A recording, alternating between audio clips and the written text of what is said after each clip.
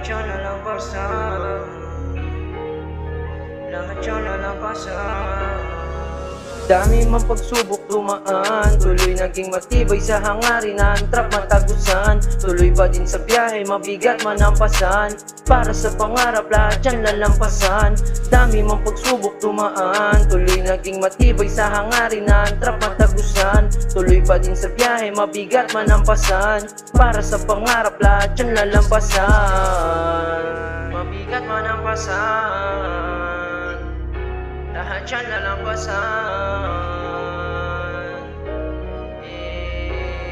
Sa edad mo na 14, nakilala ang panulat. Mga hinanakit sa papel, sinasamulat. Kilabatan na iyakin sa magulang naguulat. Pagdilat sa umaga, problema na kabungat. Pagsilip sa bitana, lakas ko sinusukat. Sabay titik ko sa ulap, pasalamat na napili na buo. Sa kabila ng mga tinamukong sugat, sa unang hulapag, yung kabali ko masukat. Hanggang nakasanayan sa edad ko 17, nag-umpisang manggulat. Hanggang sa makilala ang pangalan ko sa aming lugar. Bilang manunulat, taliwas sa nakasanayan na istoryang nagmula sa air. Pag may sarili tong galaw, binigyang kabuluhan ng pagkabuhay. Wag malang malubog sa hukay, nag-iwan ng patunay sa larangan kong naging mahusay. Dumating na rin sa umay, ibalak ng huminto, nang masipat ko ang kulay. Balik papalik ko, maliit na paggalaw ay merong natatamo.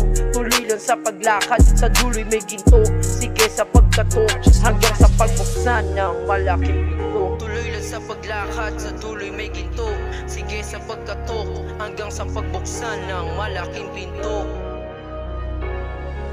Dami mang pagsubok dumaan, tuloy naging matibay sa hangarin na ang trap matagusan. Tuloy pa din sa biyahe, mabigat manampasan, para sa pangarap lahat yan lalampasan.